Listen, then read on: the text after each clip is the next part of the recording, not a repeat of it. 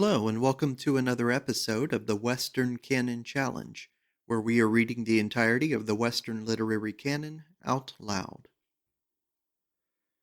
Today we are continuing in The New Science by Giambattista Vico.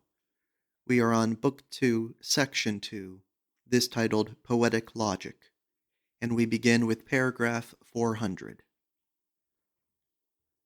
That which is metaphysics, in so far as it contemplates things in all the forms of their being, is logic in so far as it considers things in all the forms by which they may be signified. Accordingly, as poetry has been considered by us above as a poetic metaphysics, in which the theological poets imagined bodies to be for the most part divine substances, so now that the same poetry is considered as poetic logic, by which it signifies them. 401. The word logic comes from logos, whose first and proper meaning was fabula, fable, carried over into Italian as favella, meaning speech. In Greek, the fable was also called mythos, or myth, whence comes the Latin mutus, for mute.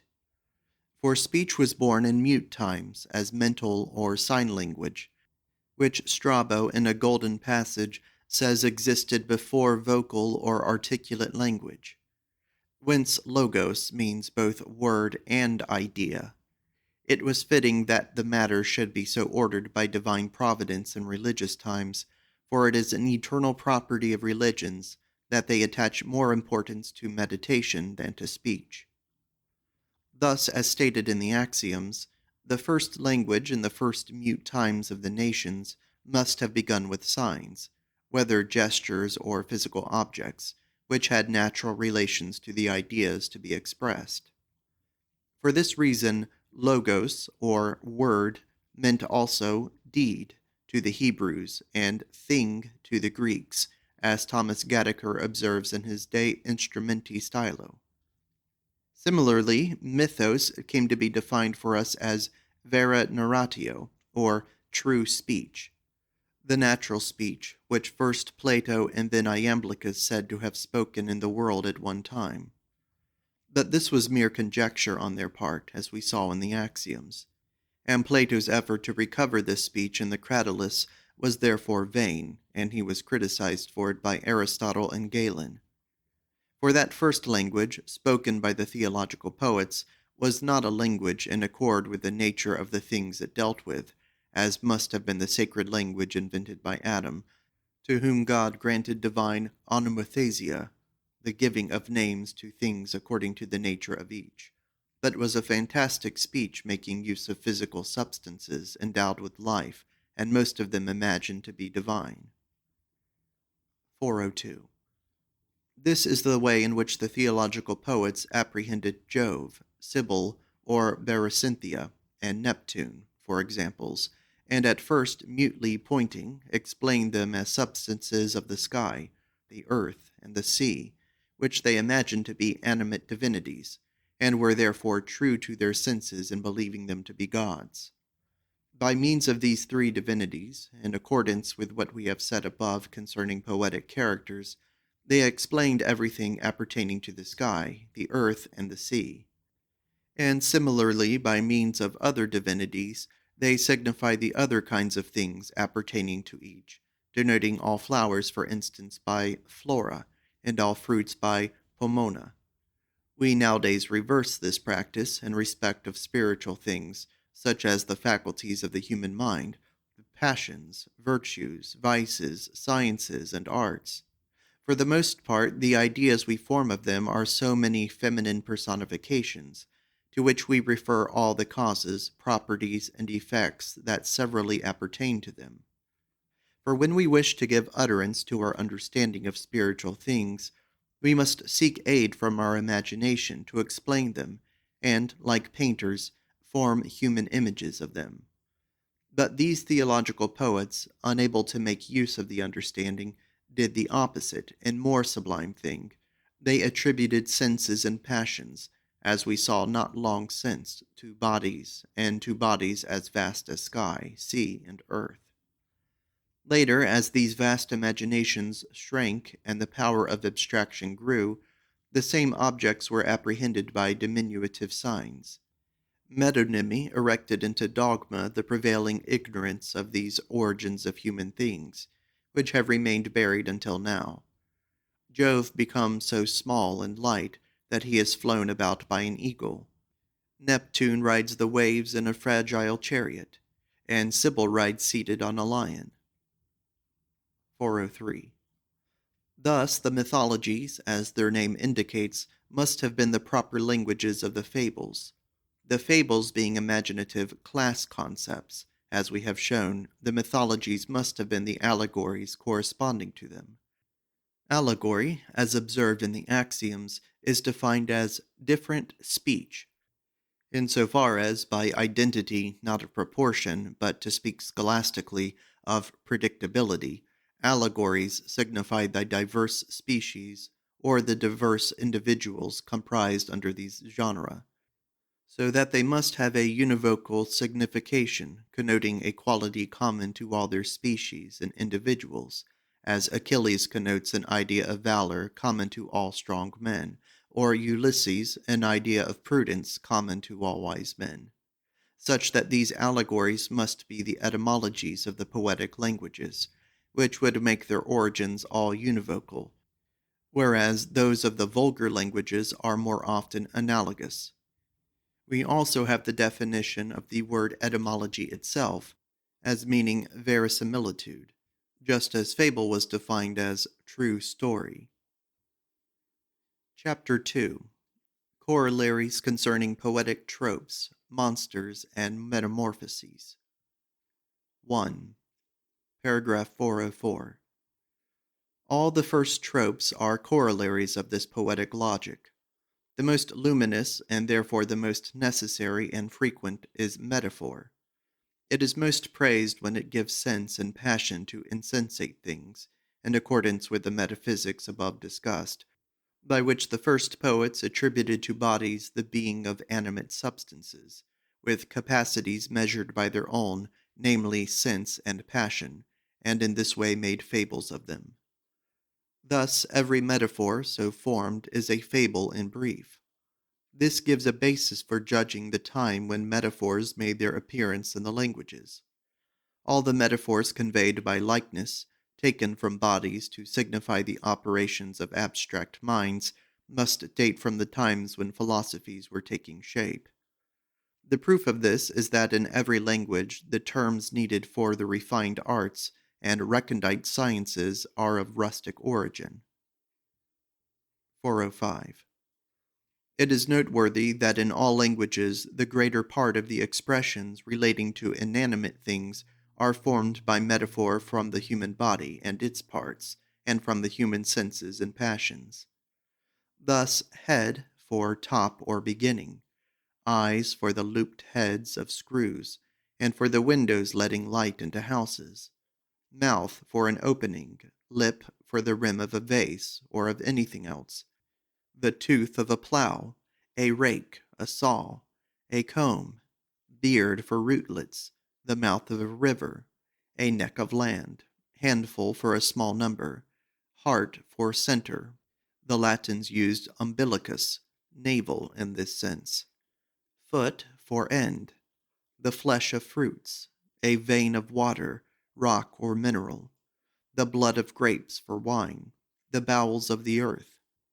Heaven or the sea smiles, the wind whistles, the waves murmur, a body groans under a great weight. The farmers of Latium used to say the fields were thirsty, bore fruit, were swollen with grain, and our own rustics speak of plants making love, vines going mad, resinous trees weeping. Innumerable other examples could be collected from all languages, all of which is a consequence of our axiom that man, in his ignorance, makes himself the rule of the universe, for in the examples cited he has made of himself an entire world, so that as rational metaphysics teaches that man becomes all things by understanding them, this imaginative metaphysics shows that man becomes all things by not understanding them. And perhaps the latter proposition is truer than the former, For when man understands, he extends his mind and takes in things. But when he does not understand, he makes the things out of himself and becomes them by transforming himself into them. 2. 406. In such a logic sprung from such a metaphysics, the first poets must have given names to things, from the most particular to the most sensible ideas. Such ideas are the sources, respectively, of synecdoche and metonymy. Metonymy of agent for act resulted from the fact that names for agents were commoner than names for acts. Metonymy of subject for form and accident was due to the fact that, as we have said in the axioms, they did not know how to abstract forms and qualities from subjects. Certainly, metonymy of cause for effect produced in each case a little fable, in which the cause was imagined as a woman clothed with her effects: ugly poverty, sad old age, pale death. 3. 407. Synecdoche developed into metaphor as particulars were elevated into universals, or parts united with other parts together with which they make up their wholes. Thus, the term mortals was originally and properly applied only to men, as the only beings whose mortality there was any occasion to notice. The use of head for man or person, so frequent in vulgar Latin, was due to the fact that in the forests only the head of a man could be seen from a distance. The word man itself is abstract, comprehending, as in a philosophic genus, the body and all its parts, the mind and all its faculties, the spirit and all its dispositions. In the same way, tignum and culmen, log and top, came to be used with entire propriety when thatching was the practice for rafter and thatch. And later, when the adornment of cities, they signified all the materials and trim of a building. Again, tectum, roof, came to mean a whole house, because in the first times a covering sufficed for a house. Similarly, poopis, or poop for a ship, because it was the highest part and therefore the first to be seen by those on shore. As in the returned barbarian times, a ship was called a sail.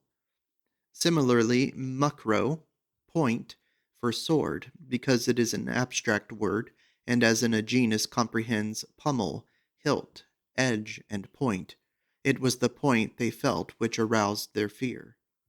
Similarly, the material for the formed whole, as iron for sword, because they did not know how to abstract the form from the material. That bit of synecdoche and metonymy, tertia messis erat, quote, it was the third harvest, quote, was doubtless born of a natural necessity, for it took more than 1,000 years for the astronomical term year to arise among the nations. And even now the Florentine peasantry say, "We have reaped so many times," when they mean so many years, and that not of two synecdoches and a metonymy, quote, "After a few harvests shall I wonder at seeing my kingdoms," betrays only too well the poverty of expression of the first of rustic times, in which the phrase "so many ears of wheat," even more particular than harvests, was used for "so many years," and because of the excessive poverty of the expression, the grammarians have assumed an excess of art behind it. 4. 408. Irony certainly could not have begun until the period of reflection, because it is fashioned of falsehood by dint of a reflection which wears the mask of truth.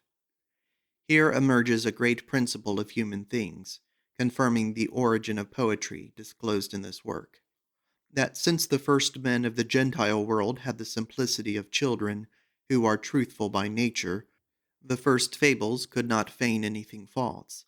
They must therefore have been, as they have been defined above, true narrations. 5. 409. From all this it follows that all the tropes, and they are all reducible to the four types above discussed, which have hitherto been considered ingenious inventions of writers, were necessary modes of expression of all the first poetic nations, and had originally their full native propriety. But these expressions of the First Nations later became figurative when, with the furthest development of the human mind, words were invented which signified abstract forms or genera comprising their species or related parts with their wholes. And here begins the overthrow of the two common errors of the grammarians, that prose speech is proper speech, and poetic speech improper, and that prose speech came first, and afterwards speech in verse. 6. 410. Poetic monsters and metamorphoses arose from a necessity of this first human nature, its inability, as shown in the axioms, to abstract forms or properties from subjects. By their logic, they had put subjects together in order to put their forms together, or to destroy a subject in order to separate its primary form from the contrary form which had been opposed upon it. Such a putting together of ideas created the poetic monsters. In Roman law, as Antoine Favre observes in his Pepinian Science of Jurisprudence, children born of prostitutes are called monsters, because they have the nature of men together with the bestial characteristic of having been born of vagabonds or of casual unions. Of such sort we shall find those monsters to have been children born of noble women without benefit of solemn nuptials, whom the law of the 12 Tables commanded to be thrown into the Tiber. 7. 411. The distinguishing of ideas produced metamorphoses. Among other examples preserved by ancient jurisprudence is the heroic Latin phrase fundum fieri, used in place of autorem fieri. The explanation being that, as the ground supports the farm or soil, and that which is sown, planted, or built thereon, so the approver supports the act, which without his approbation would fail, and he does this by quitting the form of being moving at will, which he is, and taking on the contrary form of a stable thing. Chapter 3. Corollaries concerning speech by poetic characters among the First Nations. 412. The poetic speech, which our poetic logic has helped us to understand, continued for a long time into the historic period, much as great and rapid rivers continue far into the sea, keeping sweet the waters borne on by the force of their flow. We have cited in the axioms the statement of Iamblichus that the Egyptians attributed to Hermes Trismegistus all their inventions useful to human life. And we confirmed this by another axiom, that, quote, children, by the ideas and names of men, women, and objects they have seen first, afterwards apprehend and name all the men, women, and objects which have any resemblance or relation with the first. End quote. This, we said, was the great natural source of the poetic characters, with which the first peoples naturally thought and spoke. We also remarked in the axioms that if Iamblichus had reflected upon this nature of human things, bringing into relation with it the habit of the ancient Egyptians, which he himself reports, he would certainly not have injected into the mysteries of the vulgar wisdom of the Egyptians the sublime mysteries of his own Platonic wisdom. 413. Now, in view of this characteristic of children and this habit of the first Egyptians, we assert that poetic speech, in virtue of the poetic characters it employs, can yield many important discoveries concerning antiquity. 1. 414. Solon must have been a sage of vulgar wisdom, party leader of the plebs in the first times of the aristocratic commonwealth at Athens. This fact was indeed preserved by Greek history, where it narrates that at first Athens was held by the Optimates. In this work we shall show that such was universally the case in all the heroic commonwealths. The heroes or nobles, by a certain nature of theirs, which they believed to be of divine origin, were led to say that the gods belonged to them, and consequently that the auspices of the gods were theirs also. By means of the auspices they kept within their own orders all the public and private rights of the heroic cities. To the plebeians, whom they believed to be of bestial origin and consequently men without gods, and hence without auspices, they conceded only the use of natural liberty. This is a great principle of things that are discussed through almost the whole of the present work. Solon, however, had admonished the plebeians to reflect upon themselves and to realize that they were of like human nature with the nobles, and should therefore be made equal with them in civil rights. Unless, indeed, Solon was a poetic character for the Athenian plebeians themselves, considered under this aspect of knowing themselves and demanding their rights. 415. The ancient Romans must also have had such a Solon among them, for the plebeians in the heroic struggles with the nobles, as ancient Roman history openly tells us, kept saying that the fathers of whom Romulus had composed the Senate, and for whom these patricians were descended, not to be sent down from heaven. That is, that they did not have that divine origin of which they boasted, and that Jove was equal just to all. This is the civil history of the expression, Jupiter is equal to all, into which the learned later read the tenet that all minds are equal and that the differences they take on arise from differences in the organization of their bodies and in their civil education. By this reflection, the Roman plebeians began to achieve equality with the patricians in civil liberty, until they entirely changed the Roman commonwealth from an aristocratic to a popular form. We propose this as a hypothesis in the notes on the chronological table, in a theoretical discussion of the Publilian law, and we shall show that it occurred, in fact, not only in the Roman, but in all the other ancient commonwealths. Both by reasons and by authority we shall demonstrate that the plebeians of the peoples universally, beginning with Solon's reflection, changed the commonwealths from aristocratic to popular. 416. Hence, Solon was made the author of that celebrated saying, Know thyself, which, because of the great civil utility it had for the Athenian people, was inscribed in all the public places of the city. Later, the learned preferred to regard it as having been intended for what it is, a great council respecting metaphysical and moral things, and because of it, Solon was reputed a sage in esoteric wisdom, and made prince of the 7 sages of Greece. In this way, because from the reflection there sprang up at Athens all the orders and laws that shape a democratic commonwealth, and because of the first people's habit of thinking in poetic characters, these orders and laws were all attributed to the Athenians to Solon, just as by the Egyptians all inventions useful to human civil life were attributed to Hermes Trismegistus. 2. 417. In the same way, all the laws concerning the orders must have been attributed to Romulus. 3. 418. And to Numa, as many concerning sacred things and divine ceremonies, for which Roman religion was later conspicuous in its time of greatest pomp. 4. 419. To Tullus Hostilius all the laws and orders of military discipline. 5. 420. To Servius Tullius the census tax, which is the basis of democratic commonwealths, and the other laws, in great number, having to do with popular liberty, so that he was acclaimed by Tacitus as, quote, chief ordainer of laws, end quote.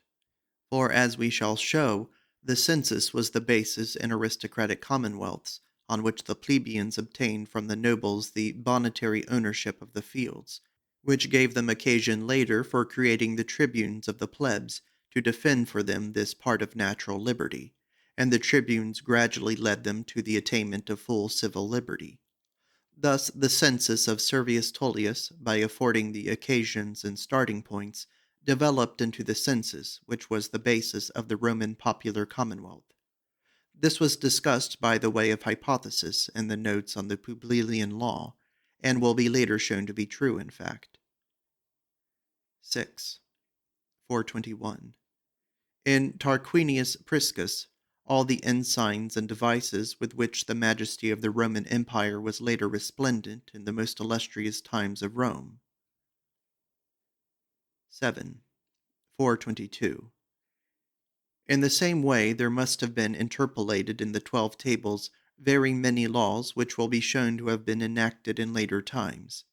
And since, as was fully demonstrated in our principles of universal law, the law of curatary ownership, when it was extended by the nobles to the plebeians, was the first law to be inscribed on a public tablet, the sole purpose for which the decemvirs were created.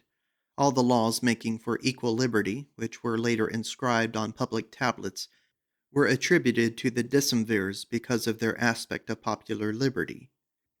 Take as a test case Greek luxury in the matter of funerals. Since the decemvirs would not have taught it to the Romans by prohibiting it, the prohibition must have come after the Romans had adopted it. But that cannot have been until after the wars with the Tarentines and with Pyrrhus, in which their acquaintance with the Greeks began. This explains the fact observed by Cicero that this law translated into Latin the very words in which it had been conceived in Athens. 8. 423. It is the same with Draco, author of the laws written in blood at the time when, as noted above, Greek history tells us Athens was occupied by the Optimates. This, as we shall presently see, was in the time of the heroic aristocracies, in which Greek history tells us that the Heraclids were scattered through all Greece, even into Attica, as we set forth above in the chronological table. They finally settled in the Peloponnesus and established their kingdoms in Sparta, which will be shown to have been certainly an aristocratic commonwealth. Draco must have been one of the Gorgon's serpents nailed to the shield of Perseus, which will be found to signify the rules of the laws. This shield, with the frightful penalties it bore, turned to stone those who looked upon it, just as in sacred history similar laws were called leges sanguinis, laws of blood, because of the exemplary punishments they carried. Minerva, who was called Athena for reasons to be fully set forth below, armed herself with this shield.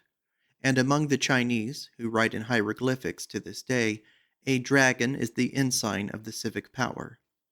It is something to wonder at the two nations so distant from each other in space and time should think and express themselves in the same poetic manner, for in all Greek history nothing else is told of this Draco. 9. 424. This discovery of the poetic characters confirms us in placing Aesop considerably earlier than the 7 sages of Greece, as in the notes to the chronological table we promised to show in this place. For this philological truth is confirmed for us by the following history of human ideas. The 7 sages were admired because they began to impart precepts of morality or of civil doctrine in the form of maxims, like the famous Know thyself of Solon, who was their prince. We have seen above that this was a precept of civil doctrine, later carried over into metaphysics and morals. But Aesop had previously imparted such counsels in the form of comparisons, which the poets had still earlier used to express themselves. And the order of human ideas is to observe the similarities of things, first to express itself, and later for purposes of proof.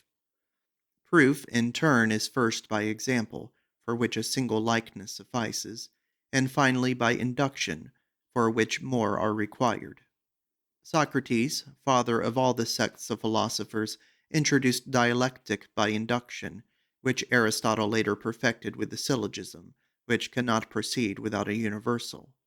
But to undeveloped minds it suffices to present a single likeness in order to persuade them, as by a single fable of the sort invented by Aesop, the worthy Menenius Agrippa reduced the rebellious Roman plebs to obedience. 425. That Aesop was a poetic character of the Soci, or family of the heroes, is revealed to us with prophetic insight by the urbane Phaedrus in one of the prologues of his fables. Attend me briefly while I now disclose how art of fable-telling first arose. Unhappy slaves in servitude confined dared not to their harsh masters show their mind, but under veiling of the fable's dress contrived their thoughts and feelings to express, escaping still their lord's affronted wrath. So Aesop did, I widen out his path. as is clearly confirmed for us by his fable of the lion's share. For the plebeians, as noted in the axioms, were called socii of the heroic cities, and share the hardships and dangers of war, but not the spoils and the conquests. Hence Aesop was called a slave, because the plebeians, as will presently be shown, were family of the heroes. And he was represented as ugly, because civil beauty was considered to come only from solemnized marriages, and only the heroes contracted such marriages, as will also be shown. For the same reason, Thersites was ugly, for he must have been a character of the plebeians who served the heroes in the Trojan War. He was beaten by Ulysses with the scepter of Agamemnon, just as the ancient Roman plebeians were beaten by the nobles with rods over their bare shoulders, quote, in royal fashion, quote, as Sallust puts it in St. Augustine's City of God, until the Porcian law freed Roman shoulders from the rod. 426. Such counsels, then, dictated by natural reason as useful to free civil life, must have been sentiments cherished by the plebs of the heroic cities. Aesop was made a poetic character of these plebs in this respect. Later, fables having to do with moral philosophy were ascribed to him, and he was turned into the first moral philosopher, just as Solon, who by his laws made Athens a free commonwealth, was turned into a sage.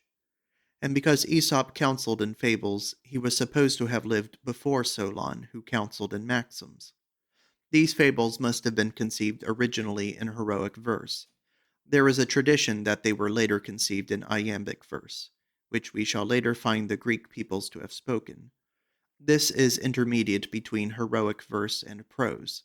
They were finally written in prose and have reached us in that form. 10. 427.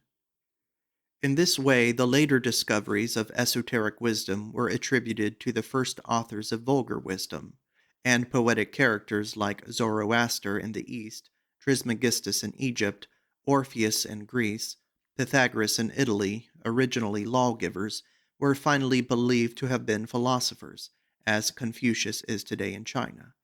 For certainly the Pythagoreans in Magna Graecia, as will later be shown, were so called in the sense of nobles, who, having tried to reduce all their commonwealths from popular to aristocratic, were all slain. And the Carmen Orarum of Pythagoras has been shown above to have been an imposture, as were also the oracles of Zoroaster, the Poimander of Trismegistus, and the Orphics or verses of Orpheus. There did not come down to the ancients any book on philosophy written by Pythagoras, and Philolaus was the first Pythagorean to write one, as Scheffer observes in his De Philosophia Italica. This is the end of chapters 1 through 3 of Book 2 on Poetic Wisdom from The New Science by Giambattista Vico. In the next video, we will proceed to Chapter 4, entitled Corollaries Concerning the Origins of Languages and Letters, and therein the origins of hieroglyphics, laws, names, family arms, medals, and money, and hence of the first language and literature of the natural law of nations. Thank you for listening.